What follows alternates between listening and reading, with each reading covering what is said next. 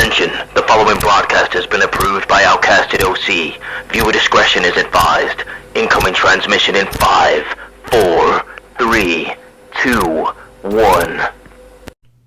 What's up guys, Megan Ross bringing you this week's SmackDown review. Yes, the attire is very different. I am going out later and it's lovely and sunny. So summer shirts you'll see me in. And very Hawaiian-y vibes. I don't know. It's just the vibe I go with. But let's get into why you really came here. For the King and Queen of the Ring tournament, my thoughts on it and what went down. So, we opened it with Nick Aldis saying, "Welcome to another sold-out SmackDown show." Introducing Cody Rhodes, saying it was no easy feat for what you did going against AJ Styles. And I'm going to put you against your next challenger. That challenger being Logan Paul. Cody stayed in a lot of back and forth of this with Logan, but it mainly goes off with Cody doing the Logan, I guess I know what you want to talk about. And Logan's like, yes, you do, brother. Champion versus champion. Main event to kick off this Logan Paul Levesque era. Me being a double-time champion. Logan says he has facts, and facts don't care about his feelings, and neither does Logan.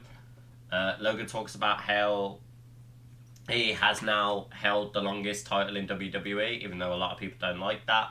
He talks about how he is one of the biggest attractions. He is a superstar, had one of the best rookie years, and speaks about how they both debuted at Mania, and how Logan Paul keeps stealing Cody's thunder, because what everyone keeps talking about is more Logan Paul than anything about ISO Speed, Prime.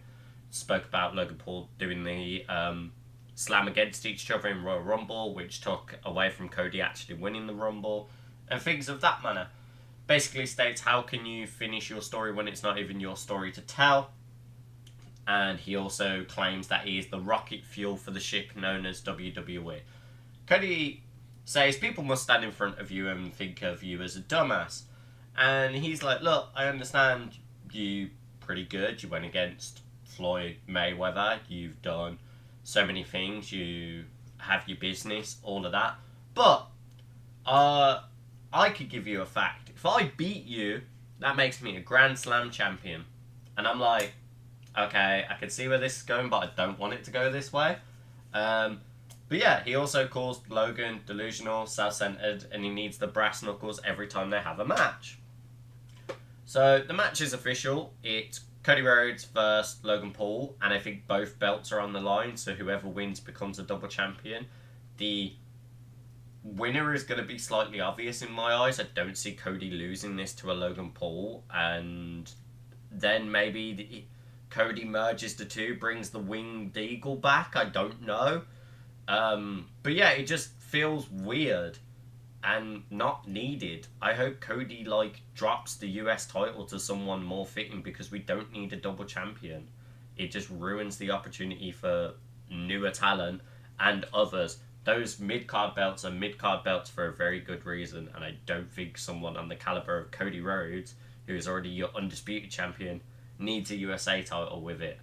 Unless Logan wins by a disqualification, then that means both champs keep both their belts, maybe? That's the only other logic I could think they could work that around.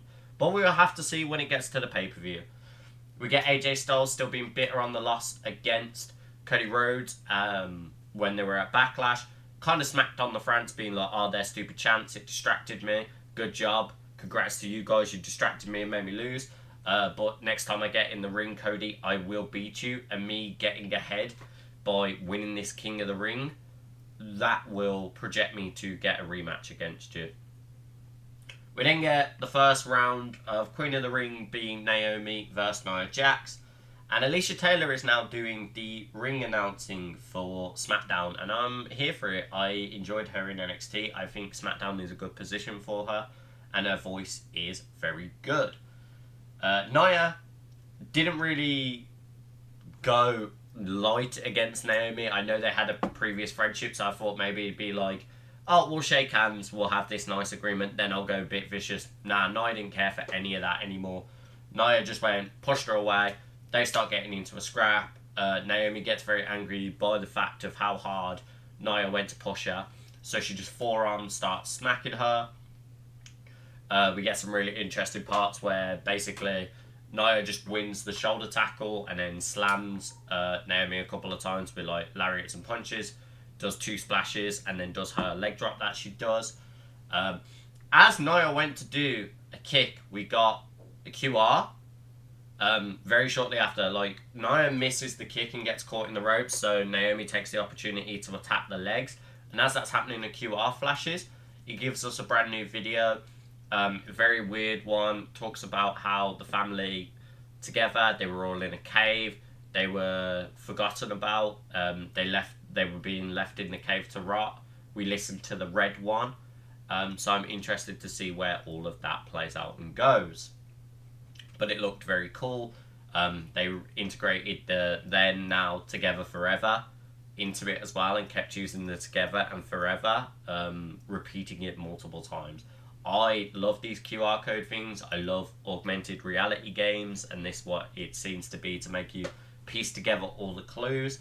So I like where it's alluding to, and hopefully soon we get that payoff, because it says soon you will understand.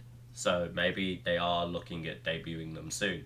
But I like it. I like where this is going, and it's been across both brands of Raw and SmackDown each week to keep us interested. Going back to the match, we have Nia have this kind of moment when Naomi was outside of the ring just dancing and counting, doing like a 1 and then a 2 and like taking the mick out of it, which I thought was interesting.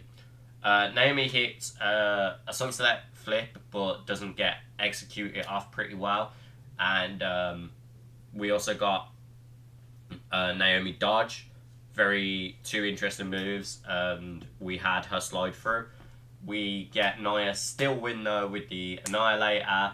I will say Naomi did an awesome insecurity from like off the top rope, spin, kicked it, love that. But yeah, Nia progresses, which makes sense because they want to do powerhouse matches for Jade Cargill, which we will get into shortly. Carmelo and Baron had a very heated conversation backstage about the draft and everything, and Baron being like, you've got jokes, I've won a former King of the Ring and everything like that. And Carmelo Hayes was like, oh yeah, you should have done what Bobby Lashley did and just left, so I don't run circles around you, but anyway, I'm going to run circles around you. We have a great match between the two of them. Both of them keep their NXT themes, which made me very happy because I think both their NXT themes fit them so very much, and I didn't want it randomly changed. We see some very great moves from Carmelo, doing this like half turn on the ground kick to smack the back of Baron's head. I don't even know what anyone would call it, but it was a very unique offense. Then he gets a little bit cocky with it, slaps Baron on the back of his head and like poses to the camera, not realizing Baron's not going to take that, and just socks him, which I thought was really cool. We see Carmelo Hayes counter the startup of End of Days and a Deep Six, which I thought was awesome to see.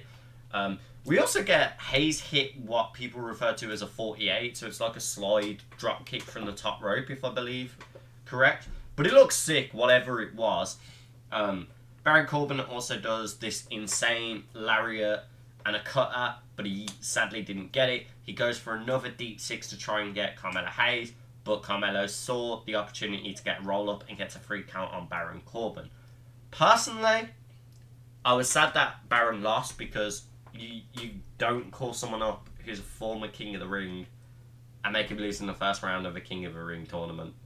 I understand it was against Carmelo Hayes, which is your new guy, and Carmelo Hayes is this really big deal, but Carmelo Hayes can lose to veterans, and this is how I see it, as because Carmelo Hayes is so ego, so I think I'm that, because he already called out Cody Rhodes and that. You can start humbling him by him going against veterans and veterans being like, look dude, you're good, but your ego's getting past you. You're letting us get the wins. You're letting us get the opportunities because you're not thinking ring smart. You're thinking, I could just beat up anyone. I'm that good.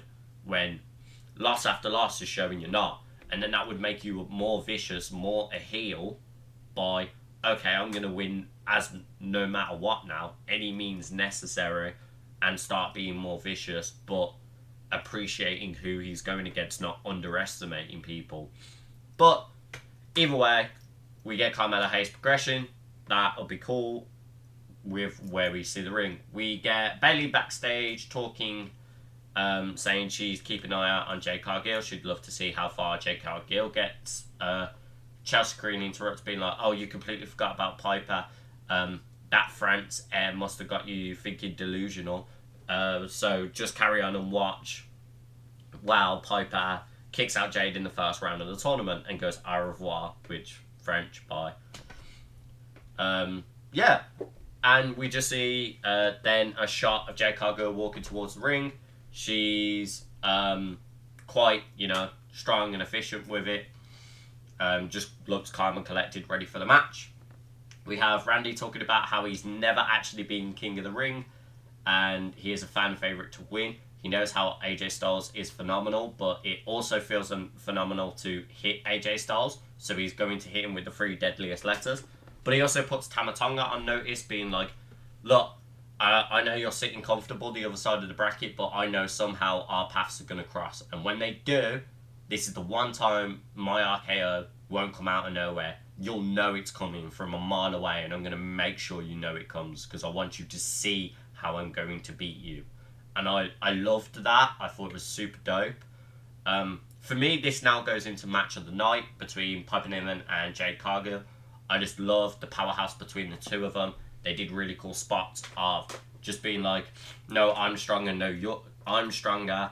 And they started that off with tying up, and they both just couldn't push each other. So they broke that. They started doing the shoulder barge spot where it's like, "Right, you slam into me, so if you knock me down, and then I'll do it to you." Jade Cargill gets that win because she dodges Piper trying to get a cheap shot like clothesline in. Ducks on down, gets the momentum of hitting a second rope to knock Piper down. But Piper very quickly turns this around. She gets hit by a super crazy super kick by Jade. I was like, wow, that looked ruthless, because it was right on the nose, so I was a bit concerned there, but they sold it. They knew what they were doing, like always, and it looks sick. But yeah, Piper gets a power slam and then a senton straight onto Jade as kind of like a, "Cool, you want to hit me with hard hitting stuff? I got your back." And literally slammed it. Really interested in the spot. Chelsea slaps Jade when the ref wasn't looking. Jade didn't really do anything in response to it, just looked a bit dazed, where I thought Jade would proper kick off a bit more. But yeah, we get a brutal short arm clothesline from Piper, and Jade literally just looks like she folds like a piece of paper. She looks like she just crumbles and goes down.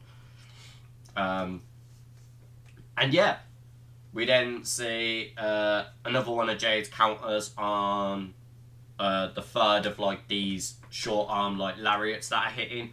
Loads of huge forearms, and Jade hits a blue thunderbomb on Piper, which I thought looked so sick. I was very interested that happened, because I was like, oh wow, okay, they're really showing that Jade can powerhouse against the best of the best when it comes to other powerhouse moves. And a blue thunderbomb is not easy to do. It looked sick when she landed it. We get Chelsea trying to interfere in this situation, but Jade just rocks her, knocks her clean out, and then Jade tried to hit the Jade on Piper. Piper kind of counters it. Niven hits a cannonball towards one of the corner ropes, but when Jade got back up and got this kind of like extra energy, she hits a massive punt kick on Piper to then set up Jaded, hits the Jaded, and Jade is now progressing through the tournament as your winner. We get a moment of Bianca Belair and Jade Cargill talking, because Bianca Belair's match was straight after against Candice LeRae. Match gets very intense and just kind of derails itself between Candice LeRae and Bianca Belair. Candice LeRae has been a lot more aggressive in these matches, and you'll see that Candice gets smacked into the barricade, like swung into it by Bianca. But as they're both trying to get back in the ring, Indy Hartwell sees an opportunity when the ref isn't looking to slam Bianca in the knee, and a lot of that match got played out into that. Bianca struggling with the knee, Candice focusing it. We see Candice taking opportunities but only really getting 2 counts when she was constantly attacking the leg. We do see this kind of like burning fire moment of Bianca where she gets like this motivation to hit a KOD even though the knee is struggling, and she gets the win.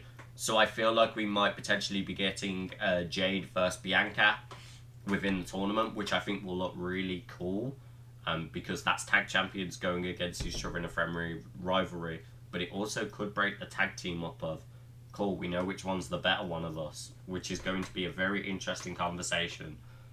We had the Bloodline backstage with Paul Heyman, and this was my segment of the night. I loved everything that they played into this.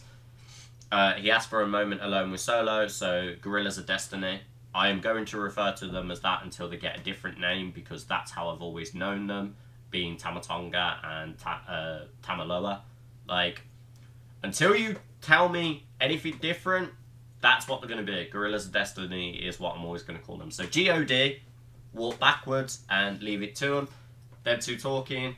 And Solo gets very angry at the moment, be like, you know, that moment you lied about Roman and taking him out of the draft, that cost us. You're trying to take money out of my pocket. You're trying to take food off my family's plates. He's like, no, I wouldn't do that. I wouldn't do that. He's like, oh, so you haven't spoke to Roman since Mania, right? Since he lost our title. And Paul Heyman was like, yeah. And Solo was like, well, I did. And I'm now handling business. I'm going to be the leader of the Bloodline until Roman returns. Until he feels ready to come back. And you're going to be my wise man by order of the tribal chief. And I was like, that's interesting. They then have like a hug, and he's like, I love you, Paul, man. I love you, wise man. You see GOD looking back at Solo and smiling as they walk forward. I think they're going to do a swerve angle on Paul Heyman like they did with Jimmy Uso. I think it'll be a slow burn, but I could see it coming. But it was very interesting. We get a really cool Andrade El Idolo package, and I was very happy about that. I loved the way they just showed kind of the different masks and the energy he brings. And I hope they just go strong with it. We then get SmackDown having Montez hyping up Dawkins to go against Tama Tonga. Tama Tonga has his own theme song, and personally, Death Rebel, please stop. Just stop. Look at the previous song Tama Tonga had, and you could have changed it to something like that and it would have been a banger. My problem being, this theme song for Tama Tonga felt very generic, very, oh, he's a Tongan, we've got to put this Tongan like symbol in the background, and we've got to just flash his name so people know who he is. And like, it was very traditional, like Tongan drums and everything like that, and I'm like, that's just stereotypical going for him being a Tongan, which I wasn't very happy about. I get the Bloodline kind of had that, but the Bloodline made it work because it felt like a Final Boss theme, where Tama Tonga sounds like someone tried to make fighting game music, took that he's a Tongan character, slapped it together, and that was it. And it doesn't fit him like how his Bullet Club, Guerrillas of Destiny's like songs fitted him. So, just theme aside, Tama Tonga finally got to actually wrestle in the ring, and he didn't disappoint in my eyes. I got to see cool, strong strikes from him. I still got to see him do his kind of very I sell, oh damn, that really hurt, or I hit you like a truck style that I know him for. Angelo Dawkins, though, didn't disappoint either. Does an incredible comeback when he dodged one of Tama Tonga's splashes. And we kind of see this whole moment of the Bloodline get involved. Solo tries to stop it. Dawkins just punches Solo. Tama Loa grabs Solo and be like, no, don't go through, because it'll be a DQ. Montez flips and takes both out. And then after the highlight, we see Tanga Loa's back up. Loa just grabs and slams him into the ring post. And then they spike Montez, so you see Dawkins is distracted. As that happens, Tama hits like a face buster. It's like a run-up, drop-down face buster to Dawkins to get the win. So Tama Tonga is progressing. Sucks for the Street Profits, but I get why they did it. And just, in general, like, I don't get why Tama Tonga's not doing his gun stun. I know it's like an RKO. I know it's another cutter. But his was so relevant to him. So seeing the face busters, like, kind of the finisher, I was a bit like, is that his finisher though? It felt weird. It felt like the match was a bit short. I really want to see like a long Tama match. so you can actually show how good he is in the ring, because he really is. And a lot of people have already been giving flack to Tanga Loa about some of the stuff he had in Japan. You've got to remember, the guy was ring rusty when they rushed him back in because he had a year out of a really serious leg injury. Before that leg injury and the rusty matches he had when he returned for like the G1 and stuff like that, the dude was tag champion. The dude was clean in the ring with Tamatanga. So for me, it's crazy that people are already hating on it, calling it this bootleg bloodline. It's like, no, it's a newer bloodline with newer champions, newer opportunities as well. And it clearly seems like it's leading to this OG bloodline versus the new bloodline in a war game scenario at some point, which I would love. But yeah, we get a Blair Davenport video package. I really enjoyed this one because I am a Blair Davenport fan, have been for a long time, since she was Bea Priestley in Stardom and a little bit of AEW. But yeah, I love it, and I like that they did the whole Blair Davenport is someone to be feared. I think that was a great way to sell her character and make it go that way. We get Randy Orton versus AJ Styles. There is some crazy moments that we have from the announcement table where we see AJ Styles trying to dive off, hit a forearm. Randy kind of counters it, slams him into the ring. A lot of back and forth, a lot of brutalness throughout the match, which we kind of expect from these two veterans. Crowd was really cool to sing Randy's song. There was a gnarly leg check, slam Randy's leg, and that played into pretty much the rest of the match. AJ was consistently doing a lot of leg punishment moves. He was stepping on the leg when it was in the ropes. He was doing calf clutch, which really pushes on your calf muscle till it feels like it's gonna rip and tear the muscle. A lot of dragon screw-esque moves around the ropes and stuff like that as well. We saw some really cool Randy getting back up in a lot of pain, stops last second, AJ hitting a forearm by pushing the rope. There was a really cool European uppercut that dazed AJ for a bit as well. And the best part, I would say, is Randy Orton breaking that calf lock I was talking about. He kind of goes for a headlock that just about breaks it. As he does that, he does the body slam that Randy's known for. And we see this really awesome moment of the ref and AJ arguing, which kind of gives Randy that second win moment. And as AJ goes to hit the Styles Clash, Randy goes, nope, hits the RKO to win. And that's how we finished this SmackDown.